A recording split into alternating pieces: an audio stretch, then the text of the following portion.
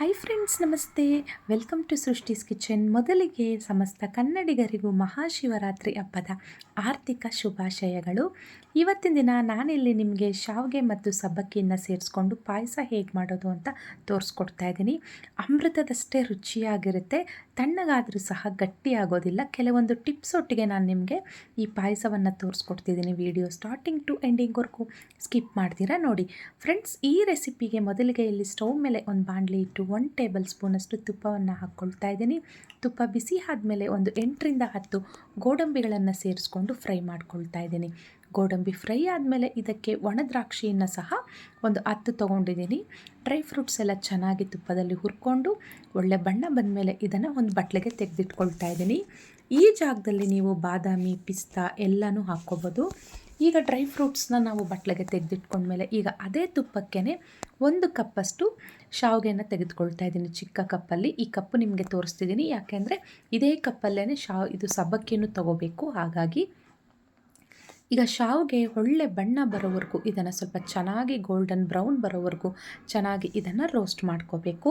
ನೋಡಿ, ಬಣ್ಣ ಈ ರೀತಿಯಾಗಿ ಚೇಂಜ್ ಆಗಬೇಕು. ಆಗ ನಮಗೆ ಪಾಯಸದಲ್ಲಿ ಶಾವಿಗೆ ಕಲರ್ ತುಂಬ ಚೆನ್ನಾಗಿ ಕಾಣಿಸ್ತಿರುತ್ತೆ. ಹಾಗಾಗಿ ಈ ರೀತಿ ಗೋಲ್ಡನ್ ಬ್ರೌನ್ ಬಂದಮೇಲೆ ಈ ಶಾವಿಗೆಯನ್ನು ಎಲ್ಲ ತೆಗೆದು ಒಂದು ಪ್ಲೇಟ್ಗೆ ತೆಗೆದಿಟ್ಕೊಳ್ಳೋಣ. ಈಗ ಅದೇ ಬಾಣಲಿಗೆ ಸಬ್ಬಕ್ಕಿ ಒಂದು 20 ನಿಮಿಷಗಳ ಕಾಲ ನೆನೆಸಿಟ್ಟಿದ್ದೆ ನಾನು. ನೈಲಾನ್ ಸಬ್ಬಕ್ಕಿ ಅಂತೀವಲ್ಲ, ಚಿಕ್ಕದು, ಅದೇ ಸಬ್ಬಕ್ಕಿನೇ. ಯಾವ ಕಪ್ಪಲ್ಲಿ ಶಾವಿಗೆ ತೊಗೊಂಡಿದ್ದೀನೋ ಅದೇ ಕಪ್ಪಲ್ಲೇ 1 ಕಪ್ಪಷ್ಟು ಸಬ್ಬಕ್ಕಿನ ನೆನೆಸಿಟ್ಟಿದ್ದೆ.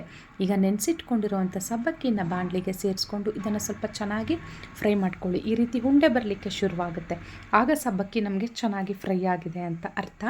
ಈಗ ಇದಕ್ಕೆ ಒಂದು 1/4 ಲೀಟ್ರಷ್ಟು ನೀರನ್ನು ಸೇರಿಸ್ಕೊಳ್ತಾ ಇದ್ದೀನಿ. ನೀರು ಹಾಕಿದ್ಮೇಲೆ ಈ ರೀತಿ ಉಂಡೆ ಕಟ್ಟಲಿಕ್ಕೆ ಶುರುವಾಗುತ್ತೆ. ಗಾಬರಿ ಆಗೋ ಅವಶ್ಯಕತೆ ಇಲ್ಲ. ಈ ರೀತಿ ಚೆನ್ನಾಗಿ ಎಲ್ಲ ಮಿಕ್ಸ್ ಮಾಡಿಕೊಂಡು ಲಿಡ್ ಕ್ಲೋಸ್ ಮಾಡಿ ಸ್ಟವ್ ಮಧ್ಯಮ ಉರಿಯಲ್ಲಿಟ್ಕೊಂಡು ಒಂದು 3ರಿಂದ 4 ನಿಮಿಷಗಳ ಕಾಲ ಇದನ್ನು ಸ್ವಲ್ಪ ಚೆನ್ನಾಗಿ ಕುಕ್ ಮಾಡ್ಕೋಬೇಕಾಗುತ್ತೆ. ಈಗ 4 ನಿಮಿಷ ಆದಮೇಲೆ ಲಿಡ್ ಓಪನ್ ಮಾಡಿ ನಾನು ನಿಮಗೆ ತೋರಿಸ್ತಾ ಇದ್ದೀನಿ. ನೋಡಿ, ಈ ರೀತಿಯಾಗಿ ಟ್ರಾನ್ಸ್ಪರೆಂಟ್ ಆಗಿರುತ್ತೆ, ಅಂದರೆ ಚೆನ್ನಾಗಿ ಬೆಂದ ಮೇಲೆ ಈ ರೀತಿ ಆಗುತ್ತೆ ಸಬ್ಬಕ್ಕಿ ಅನ್ನೋದು. ಇದು ಚಿಕ್ಕ ಸಬ್ಬಕ್ಕಿ, ಹೇಳಿದ್ನಲ್ಲ ನೈಲಾನ್ ಸಬ್ಬಕ್ಕಿ, ಹಾಗಾಗಿ ಸೈಜಲ್ಲಿ ಈ ರೀತಿ ಚಿಕ್ಕದಾಗಿ ಇರುತ್ತೆ. ಈಗ ಇದಕ್ಕೆ ನಾವು ತುಪ್ಪದಲ್ಲಿ ಹುರಿದಿಟ್ಕೊಂಡಿರೋ ಅಂಥ ಶಾವಿಗೆಯನ್ನು ಸೇರಿಸ್ಕೊಂಡು 2 ಚೆನ್ನಾಗಿ ಮಿಕ್ಸ್ ಮಾಡಿಕೊಂಡು 1 ನಿಮಿಷಗಳ ಕಾಲ ಇದನ್ನು ಕುಕ್ ಮಾಡ್ಕೊಂಡ್ಮೇಲೆ ಆನಂತರ ಕಾಯಿಸಿ ತಣ್ಣಗಾಗಿರುವ ಹಾಲನ್ನು ಇದಕ್ಕೆ ನಾವು ಸೇರಿಸ್ಕೋಬೇಕು. ನಾನಿಲ್ಲಿ ಒಂದು 3/4 ಲೀಟ್ರಷ್ಟು ಹಾಲನ್ನು ಇದಕ್ಕೆ ಹಾಕ್ಕೊಳ್ತಾ ಇದ್ದೀನಿ. ಹಾಲು ಈ ರೀತಿ ಹೆಚ್ಚಿಗೆ ಹಾಕೋದ್ರಿಂದ ತಣ್ಣಗಾದರೂ ಸಹ ಅದು ಗಟ್ಟಿಯಾಗೋದಕ್ಕೆ ಸಾಧ್ಯವಿಲ್ಲ. ಹಾಗಾಗಿ ಈಗ ಹಾಲನ್ನು ಸೇರಿಸ್ಕೊಂಡ್ಮೇಲೆ ಒಮ್ಮೆ ಚೆನ್ನಾಗಿ ಮಿಕ್ಸ್ ಮಾಡಿಕೊಂಡು ಸ್ಟವ್ ಮಧ್ಯಮ ಉರಿಯಲ್ಲಿಟ್ಕೊಂಡು ಒಂದು 5ರಿಂದ 6 ನಿಮಿಷಗಳ ಕಾಲ ಇದನ್ನು ಕುದಿಸ್ಕೋಬೇಕಾಗತ್ತೆ. ಆಗ ನಮಗೆ ಶಾವಿಗೆ ಅನ್ನೋದು ಒಂದು 3/4% ಚೆನ್ನಾಗಿ ಬೆಂದಿರುತ್ತೆ. ಆ ನಂತರ ಇದಕ್ಕೆ ಸಕ್ಕರೆನ ಸೇರಿಸ್ಕೊಳ್ಳಿ.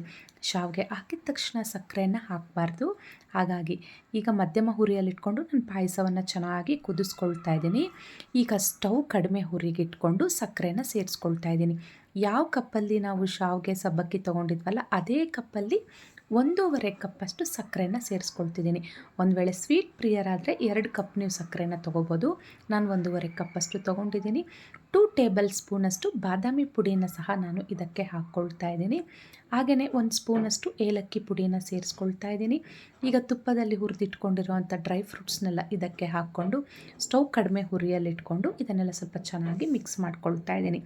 ಈಗ ಒಂದು 10ರಿಂದ 20 ಸೆಕೆಂಡ್ಗಳ ಕಾಲ ಕುದಿಸ್ಕೊಂಡು ಸ್ಟವ್ ಆಫ್ ಮಾಡಿಕೊಂಡ್ರೆ ಸಾಕಾಗುತ್ತೆ. ನೋಡಿ, ಕನ್ಸಿಸ್ಟೆನ್ಸಿ ಈಗ ನಿಮಗೆ ಯಾವ ರೀತಿ ಇದೆಯೋ ತಣ್ಣಗಾದರೂ ಸಹ ಅದೇ ರೀತಿಯಾಗಿ ಇರುತ್ತೆ. ನಾನು ಹೇಳಿದಾಗೆ ಅಮೃತದಷ್ಟೇ ರುಚಿಯಾಗಿರುತ್ತೆ ಈ ಪಾಯಸ. ತುಂಬ ಅಂದರೆ ತುಂಬ ಟೇಸ್ಟಿಯಾಗಿರುತ್ತೆ. ಬಾದಾಮಿ ಪುಡಿ ಎಲ್ಲ ಹಾಕಿದ್ದೀವಲ್ಲ, ಹಾಗಾಗಿ ಈಗ ಕೊನೆಯಲ್ಲಿ 1 ಸ್ಪೂನಷ್ಟು ತುಪ್ಪವನ್ನು ಸೇರಿಸ್ಕೊಂಡು ಎಲ್ಲ ಚೆನ್ನಾಗಿ ಈ ರೀತಿಯಾಗಿ ಮಿಕ್ಸ್ ಮಾಡ್ಕೊಳ್ಳಿ. ನೋಡ್ತಿದ್ರೇ ಬಾಯಲ್ಲಿ ನೀರು ಬರ್ತಿದೆ ಅಲ್ವಾ? ನನಗೆ ಗೊತ್ತು, ನೀವು ಮಾಡ್ಕೊಂಡು ತಿನ್ನಬೇಕು ಅಂತ ಅನ್ನಿಸ್ತಾ ಇದೆ. ಖಂಡಿತವಾಗ್ಲೂ ಮಾಡ್ಕೊಳ್ಳಿ. ತುಂಬ ಅಂದರೆ ತುಂಬ ಚೆನ್ನಾಗಿರುತ್ತೆ. ಮಕ್ಕಳಿಗೂ ಸಹ ತುಂಬ ಇಷ್ಟ ಆಗುತ್ತೆ. ಸ್ವಲ್ಪ ತಣ್ಣಗಾದ್ಮೇಲೆ ನಾನು ಬೌಲ್ಗೆ ತೆಗೆದು ನಿಮಗೆ ತೋರಿಸ್ತಾ ಇದ್ದೀನಿ. ಕನ್ಸಿಸ್ಟೆನ್ಸಿ ಗಟ್ಟಿ ಆಗೋದಾಗಲಿ ಇನ್ನೊಂದು ಏನೂ ಇಲ್ಲ, ಅದೇ ರೀತಿಯಾಗೇ ಇದೆ. ತುಂಬ ಟೇಸ್ಟಿಯಾಗಿರುತ್ತೆ ಈ ಪಾಯಸ. ಈ ರೆಸಿಪಿ ನಿಮಗಿಷ್ಟ ಆಯಿತು ಅಂತ ನಾನು ಭಾವಿಸ್ತಿದ್ದೀನಿ. ನಿಮಗಿಷ್ಟ ಆಗಿದ್ದಲ್ಲಿ ನನ್ನ ಚಾನಲ್ಗೆ ಲೈಕ್ ಮಾಡಿ, ಶೇರ್ ಮಾಡಿ, ಹಾಗೆ ಸಬ್ಸ್ಕ್ರೈಬ್ ಮಾಡಿ.